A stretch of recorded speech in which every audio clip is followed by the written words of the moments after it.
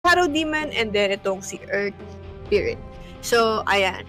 So, Shadow Demon, Earth Spirit combination. As you guys can see, disruption to yung roll in Boulder or Boulder Smash coming from Earth Spirit will be pretty good also. Tapos naman, eto na yung Nature's Prophet coming from Mind Control. Matung naman tuloy. So, eto na, we might be seeing some global presence aside ng Liquid. Kumbaga, when Shadow Demon or sa Earth Spirit mag-decide mag-roam sa mapa natin, almost every time, you can assume na pwedeng mag-contribute or mag-teleport itong si Nature's Prophet sa mga teamfights or pickups na yun. So, or pwede na siya mag-spell push if he wants to. Pero, eto, hinihintay natin sa side ng VP kung anong kanilang ipo-fourth pick. Pero, ito sila yung namili ng Luna. And, Luna, Night Stalker, and Shadow Shaman. So, kumbaga, from these three heroes, kitang-kita nyo na yung heavy team fight nandito ng Virtus Pro at the same time, yung push potential din nila mid to late game natin. Actually, early game din malakas din with the Serpent Wards.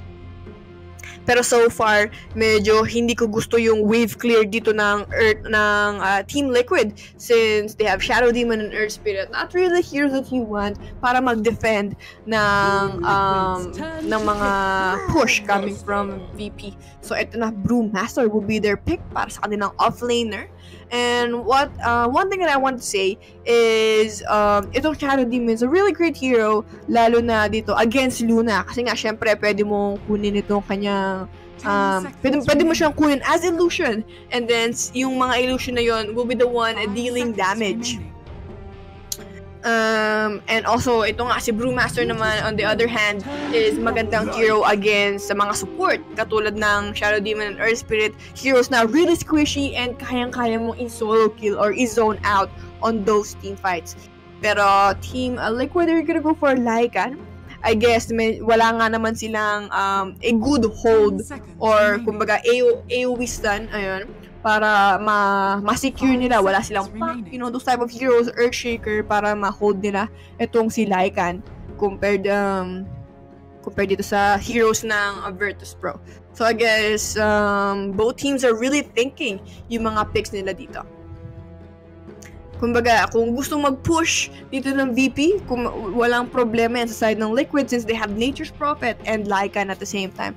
Pero guys, nakita nyo kahit nasabihin yung push strat, etong Virtus Pro, yung Team Liquid talaga yung nag-dictate ng game natin, yung early to, let's say, early to mid-game. Pero after nun, like, almost every team fight, lagi na nanalo yung Virtus Pro. They know that they could delay or kaya nilang ibigay yung mga tore. Kasi nga, ayaw nga nila lumaban since wala nga meta, diba? Pero at the same time, they're not wasting time. They are making sure they have enough resources, they're getting farm, they are securing yung kabilang side ng mapa. So, kumbaga, kahit nasabihin mo na mawawalan sila ng tore, hindi sila natatalo sa trade since nakakapag-farm pa rin sila kahit na down yung isa sa mga importanteng skill doon ng Virtus Pro, which is yung Metamorphosis nga. So, ayan. So, last ban dito ng VP will be Death Prophet. Sa side naman ng Liquid, hinihintay pa natin dito. So, sa side ng VP, ang kulang pa nila is yung hero dito ni No One or yung mid laner. Ayan. 5 seconds remaining.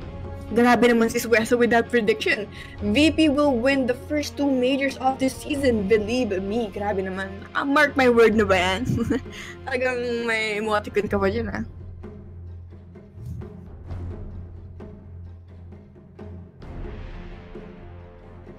So, ito, hinihintay natin yung last ban dito ng Team Liquid. So, sa side naman ng Team Liquid, medyo, I don't know, it's really hard to rely on just Earth Spirit na yung disable mo. I mean, meron naman sila yung Sprout coming from Nature's Prophet. Pero parang hirap pa rin eh. Kasi nga, hindi naman range ni Lycan. So, kahit na-Sprout mo, hindi pa rin nila makukulong. Pero siguro yung, kung bibigyan ng isang magandang tawag dito na yung body block, Juice Coolers, next level na ito. Diba? Pero yun nga, medyo nakukulangan ako in terms of hold aside the Team Liquid. Kasi isa-isa man naging problema nila sa game 1 eh.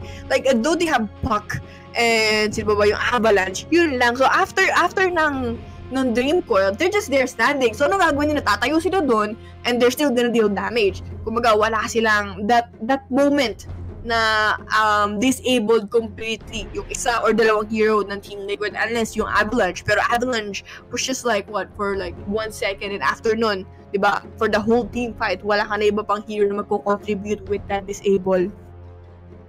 So hopefully this time, they could handle that better, yung issue na yun, doon sa team fight na yun.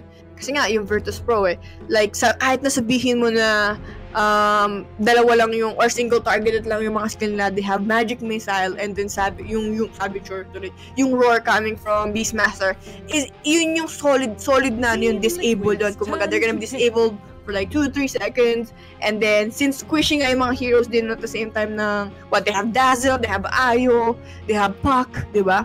Tapos si Razor din wasn't really that tanky sa laban na yun. So kumbaga isang bigay mo lang ng mga skill ng Roar or Magic Missile, talagang matutunaw sila with Metamorph ng hero dito ni Ramsey on Terror Blade, diba?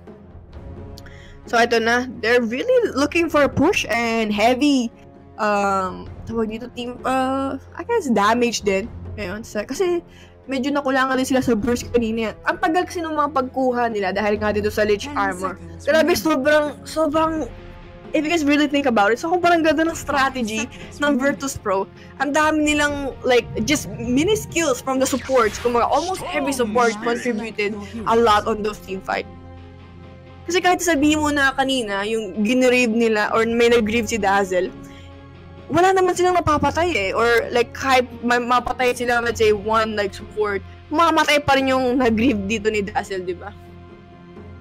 So it's just a really tough situation para sa side ng Liquid kanina. So VP, last pick nila is itong si Storm Spirit. So ayan guys, kompleto na ang ating lineup natin for this game. This is our game 2 of best of 3. As you guys can see, Virtus Pro nga na-secure ng ating game 1. But don't you guys worry. Siyempre may pagkakataon pa rin ma-redeem nila yung sarili nila dito as TI champs. Itong Team Liquid natin. So guys, once again, thank you for supporting itong channel natin on DreamHack.2PH, official Filipino caster for DreamLeague Season 8. And once again, I am Ishi, your caster for today. Ayan, so tawag dito, kung hindi pa kayo naka-follow sa channel ng DreamHack.2, make sure that you guys do, kasi ito yung official channel for this tournament. Kumbaga, dalawa lang yung channel natin ngayon just because may mga games na nagsasabay.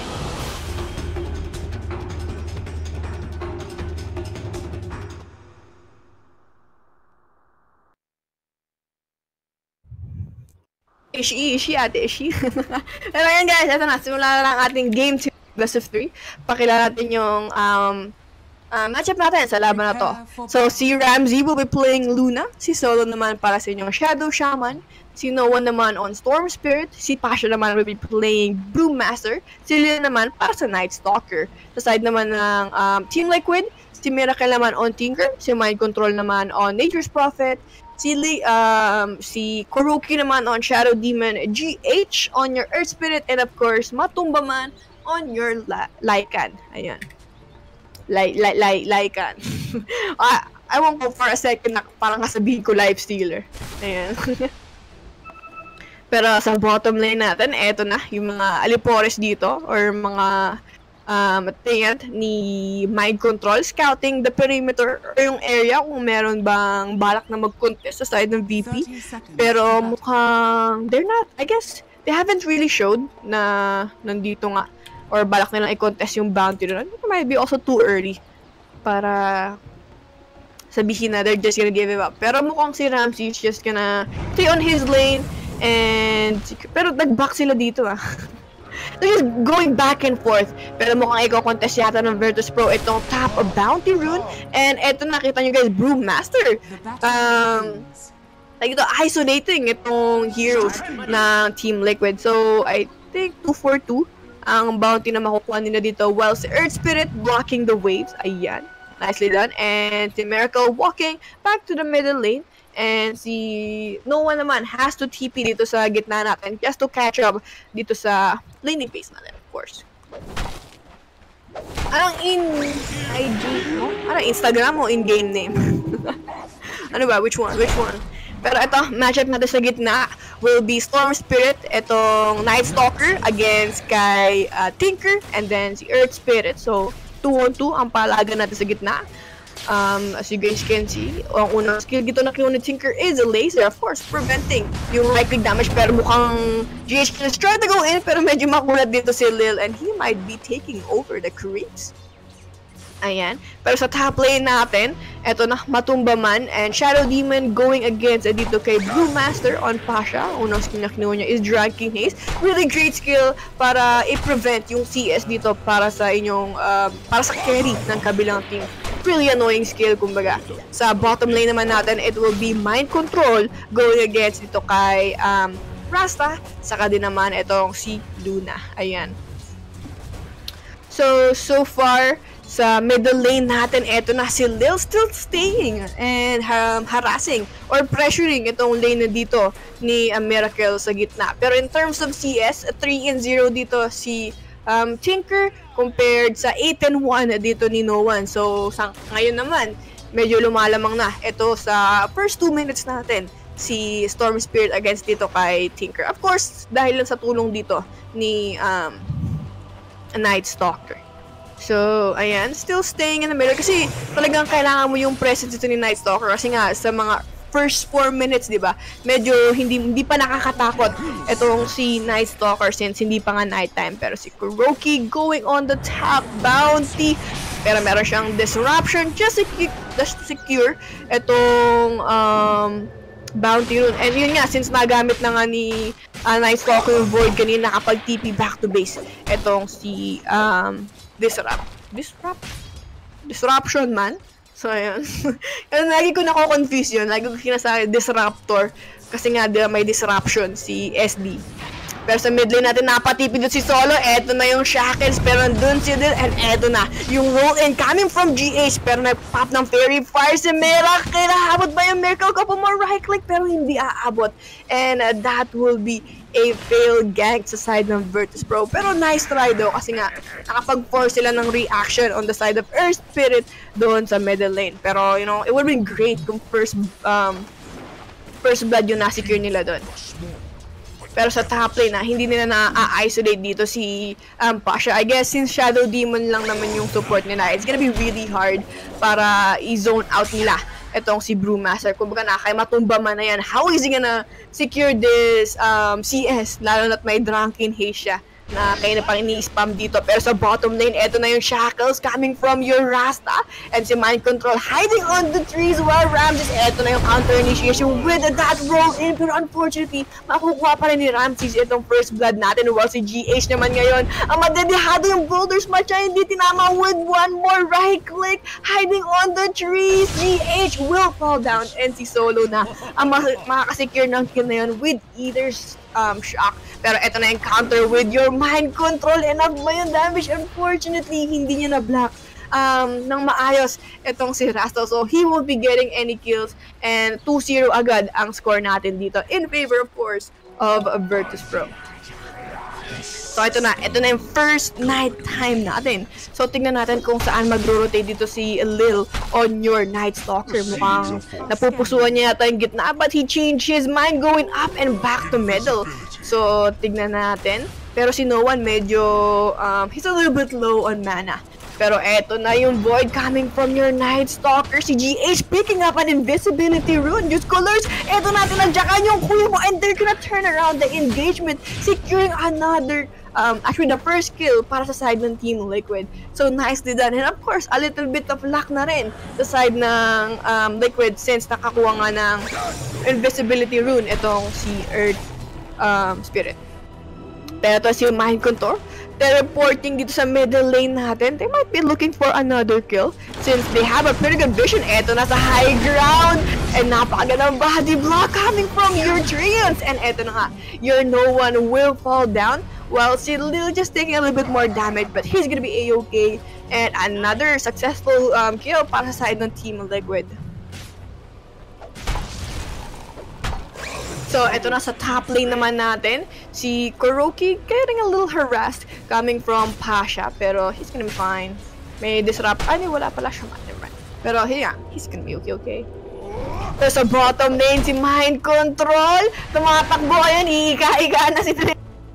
Pero with this plus, one more Raikkonen napag-shrine pa. Etong si NP. But he's gonna try to block his way, Shackles. But no, he's gonna eat the roll tree and makakapag-TP back to base. Well, sa middle lane naman natin, medyo nakakaharasan yung parehong mid laner natin, pero eto na yung rotation coming from your Night Stalker and Mind Control with his teleportation. Gusto nilang kunin etong si Storm Spirit, pero unfortunately nakalayo-layo na siya, or he was safely back sa kanyang tier 1 tower. Pero mukhang itong dalawang support nag-aharasan with that rune, pero ang nanalo is etong si GH with the Arcane Rune.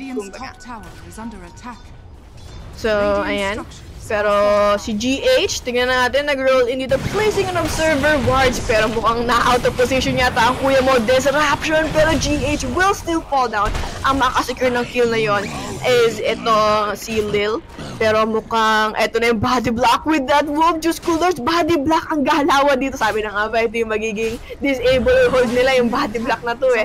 Pero Lil, medyo nagpapabilisan sila ng takbo dito. Pero finally, haba-haba ng habol. Si Kuroki will be securing yung hero dito ni Night Stalker.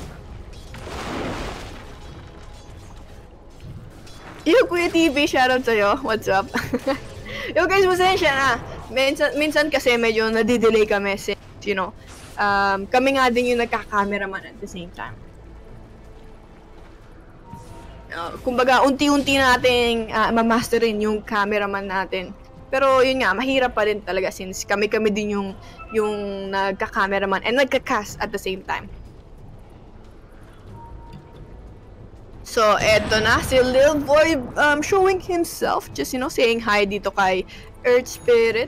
Pero, eto na, mukhang naispatan nila na nakapaglagay nga ng observer wards, itong Virtus Pro, sa area or perimeter, itong si Mind Control.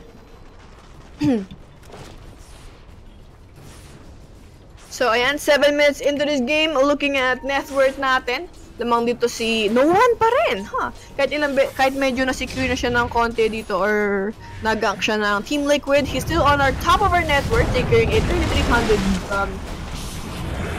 3,300. Tapos naman si, si Luna, Diyos ko Lord, sa bottom lane, hindi ko naispatan yun.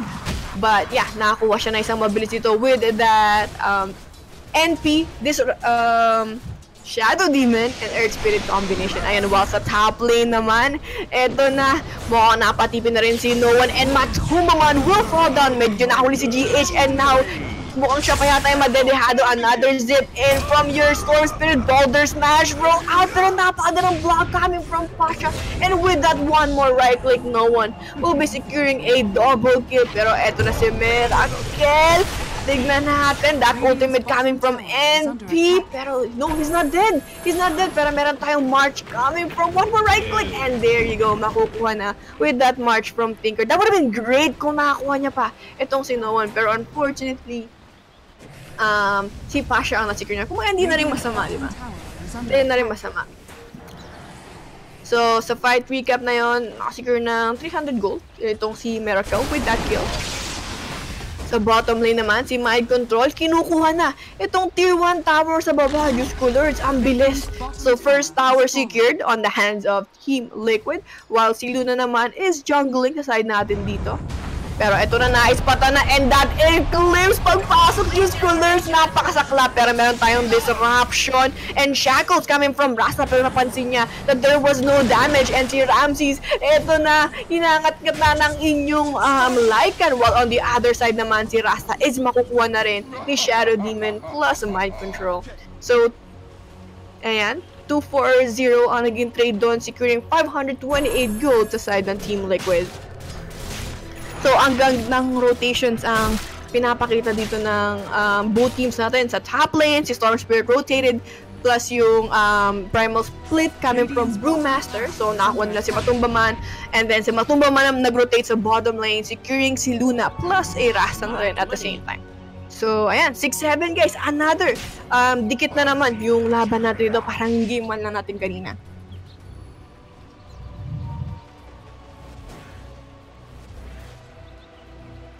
Dire's top tower is under attack.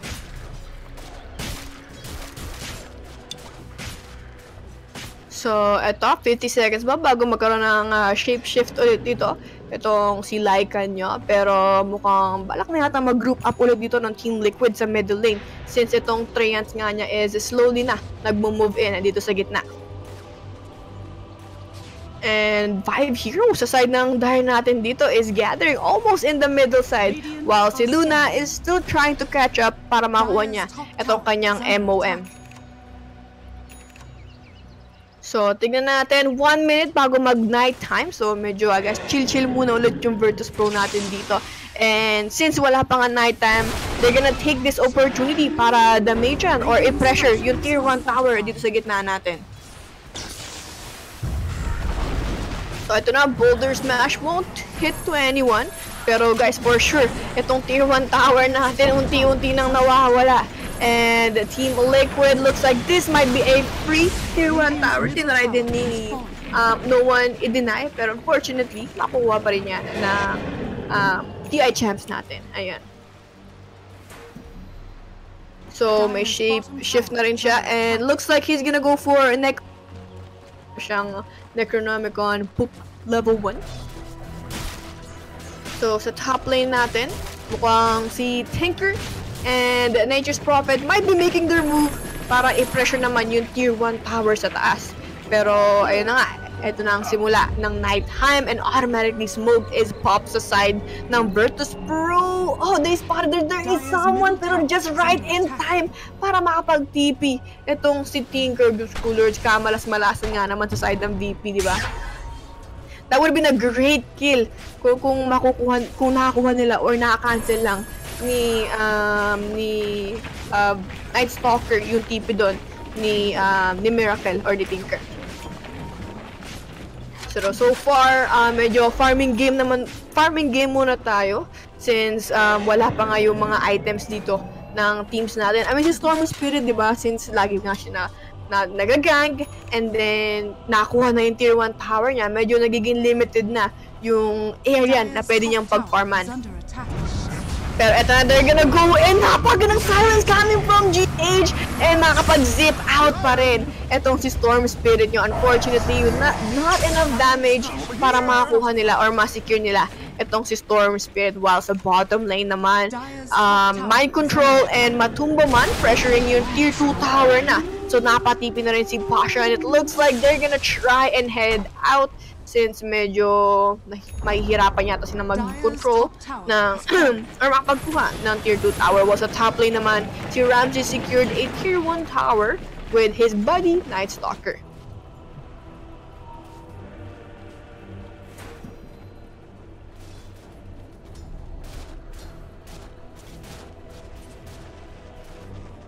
So, eto na.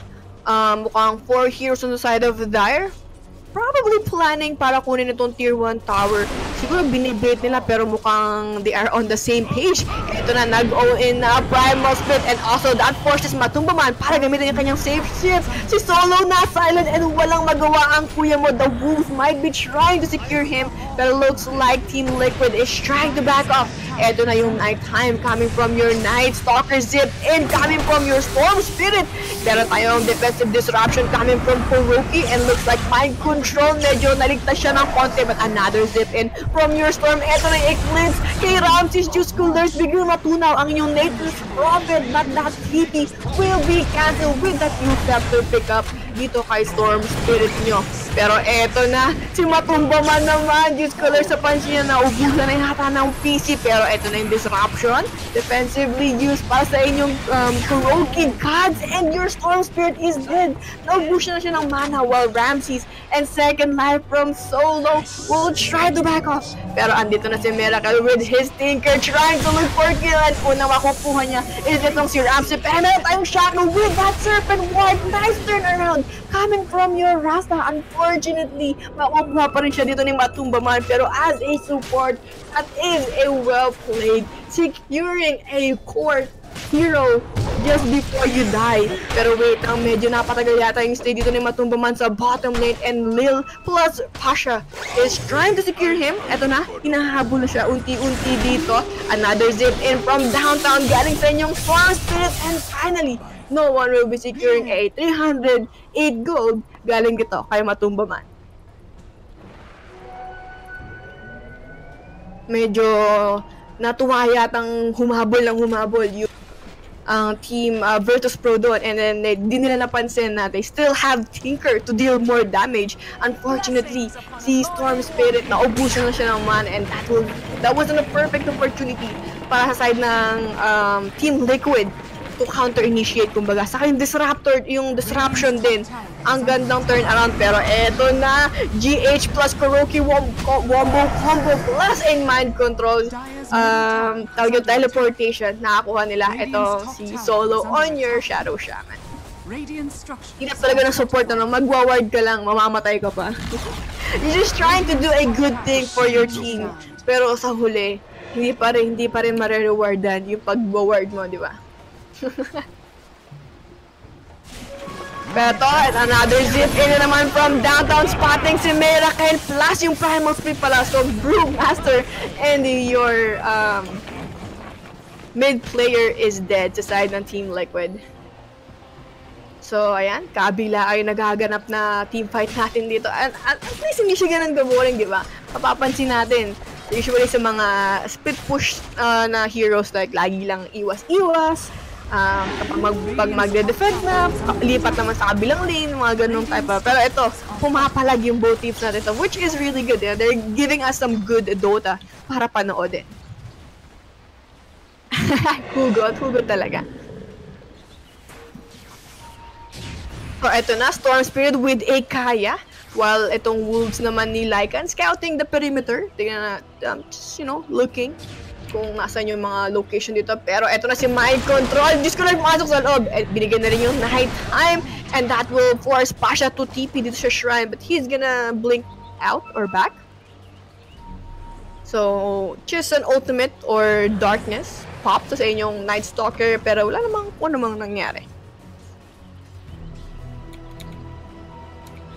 Eto mamaya, kapag nagkaroon na ng items to si Luna, Diyos ko Lords, napakasakit ng mag-hit nito mamaya.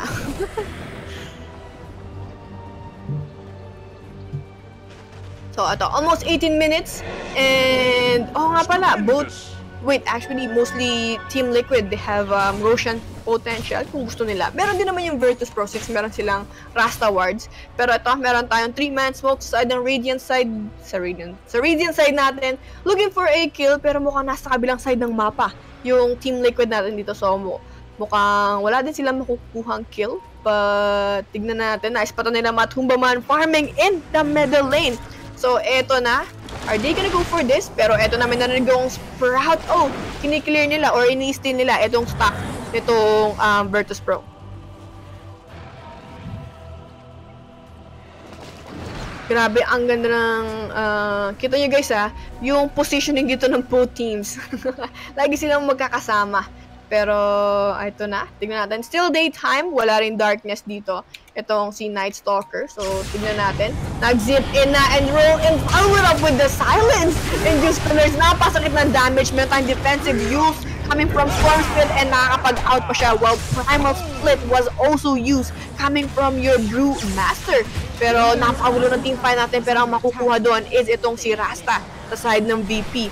May Primal Sprint pa nito, but is gonna cool down soon or matatapos na yung duration dito ng ultimate on your Brewmaster. And yung shift din pala ni Matumba Man is natapos na. So looks like si Rasta lang, after all, everything happening, si Rasta lang ang nakakuha doon ng Team Liquid. So ayan. I guess medyo nagda-dive down na yung team fight natin. Quick item check lang tayo. So, si Ramses, meron siyang MOM Yasha. Si Solo naman, meron na siyang Magic Wand. Ayan, Tranquil. Tapos naman, si Storm Spirit, meron siyang Threads. Yule Scepter, Kaya. Si Passion naman, meron siyang Blink Dagger, Vlads. Si Lil naman, he went for Urn and Soul Ring. Sa side naman ng Team Liquid. Si Miracle, meron siyang Blink Dagger and Boots of Travel. Going for Kaya din, next. Tapos naman si Mind Control, meron siyang Solar Crest and Drums. Si Kuroki naman, meron na siyang Arcane Boots. Si GH naman, Earn. Si Matumba naman, meron siyang Necronomicon 3, going for AC next. Ayan.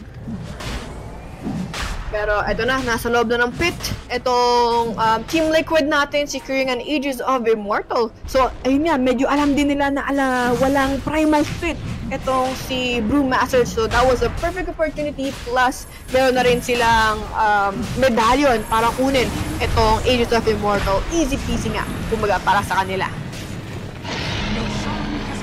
So, with that, binigay nila to kay Matumbaman and meron na rin siyang ultimate up and running pero unfortunately, wala pa siyang Necronomicon 3 para sa next team fight, kumbaga. So, tignan natin yung Primal Split should be up on the next team fight natin. Ayan. So, napagamit na si Matumbaman ng kanyang shapeshift. And eto na, grabe naman, napaka-aggressive naman pala ng kuya mo. Saan galing yun?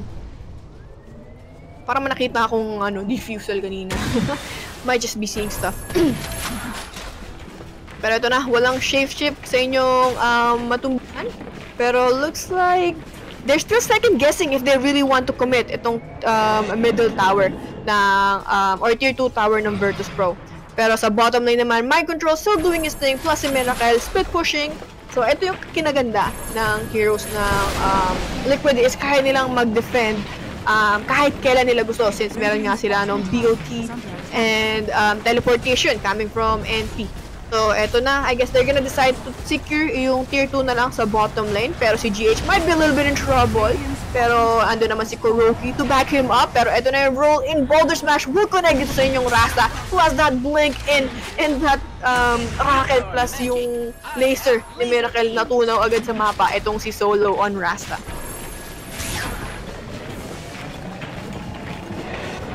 So, ayan. Both teams are just wandering dito sa mapa natin.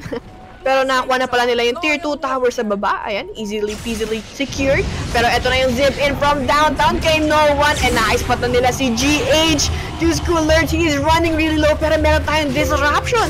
And Ramsey will pop his Eclipse. Pero he is running low. And he will be the second hero to fall down sa side ng Virtus Pro. And since the Storm Spirit pala, biglang nawala na rin si Mappa. Pero eto na si Lil flying onto the trees. Pero maispatan ba siya dito? Eto na, naispatan siya ng Miracle with that fast burst damage. Si Brewmaster na lang ang possibly matitira dito with that silence. Boulder Smash hindi tatama. Tumamit pa ng first kill dito si Rasta, but that will be doing anything and another kill secured para sa inyong Team Liquid. And eto na, tier 2 tower will be also going down. And it might be a high ground push para sa ating TI champs. Pero meron tayong Rasta Wars to defend. Pero of course, papapakil lang yan dito ng Team Liquid natin while securing Rasta on the other end. Ay, napakasakit naman pala. So ito na yung tier 3 tower. And walang Eclipse dito saka Primal Split. Pero ito na si No One will zip in and out. Just saying hi, hello dito sa Team Liquid natin dito. Pero wala nga siyang magagawa dito para i-defend yung tier 3 tower. Walang Primal Split, walang Eclipse, walang Darkness, walang Serpent War. So it's gonna be a really tough situation. Pero si Matumbaman might be a little bit in trouble. Pero of course, meron pa rin siyang Aegis of Immortal just in case they decided to go on him. Pero yun nga, mukhang successfully secured itong melee racks plus tier 3 tower. So that means available na para kunin ng Team Liquid itong shrine ng Virtus Pro. I know, nangangamoy game 3 nga ito ha. Grabe. So 7K ang lamang dito ng Team Liquid in terms of net worth, team net worth. So grabe, ang ganda nung performance na pinakita doon ng Liquid kanina. Tawag dito. Medyo nasa advantage nga naman din sila since meron silang Aegis of Immortal. Ang kalungkutan nga lang, si Luna, yung supposedly the hero dealing so much damage. Kumbaga, nabuburst siya right away with this, yung medallion. Yung Solar Crest plus yung right-click damage, physical damage coming from Team Liquid. Kita nyo guys ha, you guys would think na medyo mahihirapan silang makakuha dito si Storm Spirit. Pero dun nga, dahil nga dito sa Necronomicon and just, you know, GH doing his thing. Grabe, ang gaganda ng silence dito ni GH sa kanyang Earth Spirit. Ang ganda ng performance na pinapakita niya. naisip ko na baka maging palos na naman yung mga heroes dito ng Virtus.pro. Pero this time, that won't be the case since, you know, kumbaga, they're just going in. Or, kumbaga, dinadive lang nila ng dinadive yung mga ng Virtus.pro. Saka, ang ganda din kasi nung burst damage dito ni Tinker or ni Miracle. So, he went for Kaya. So, kumbaga, sa team fights na yun, mas tumatagal siya since may nga siya, di ba? May mana cost and mana loss reduction. Just because of the 10% na yun, mas tumatagal siya sa team fight and mas nakakapagbigay siya ng burst damage doon sa mga engagement natin, sa mga nangyari kanina. So, ito nga, medyo napakahirap na scenario para sa side ng Virtus.pro. What can they do, Ate Ishi? Pero wait lang, meron tayong darkness. Lil, unfortunately, hindi tatama yung roll-in. But there is a silence and the burst damage. Doon kay Miracle, biglang natunaw ang inyong, paniki ba yan o manananggal? I don't know which one, but for sure, he is dead. Anong gagawin? Ano kayang gagawin sa sitwasyon na to? I mean, it's really hard to split push kasi nga Tinker and Nature's Prophet yung kalaban mo, so yung global presence lagi nandun, and yun nga, yung dalawang hero na to kayang-kaya nilang makapag-kill or makapag-transition with a kill almost anyone sa kahit anong heroes dito ng Virtus.pro. Tapos naman pick off, since na-secure na nga almost lahat ng outer tower nila, napakahirap ng gumala dito. Plus yung shrines din, wala na silang titipihan. It's gonna be really hard for them para makapag-farm or makagala or makarespond at the same time sa mga possible engagement na ibibigay dito ng Team Liquid. Pero eto, si Tinker, Diyos Colors, pero medyo sa kabilang side yata. Yung that scout coming from Wolves, nakita dito si Storm Spirit and no one just died on the hands of Miracle burst damage. Napakasakit naman pala. Ayan, so si Miracle. Wait, ako kabibili lang pala ng Bloodstone itong si Storm Spirit. Ako sakala ko si Tinker na Bloodstone. Pero ayun nga. First Bloodstone niya, nabawasan agad nitong si Tinker plus itong si Earth Spirit. Actually, hindi na kinailangan din si Earth Spirit eh. Talagang yung Wolf Scouting lang. Plus yung burst damage ni Miracle was enough para makakuha nila itong si No One.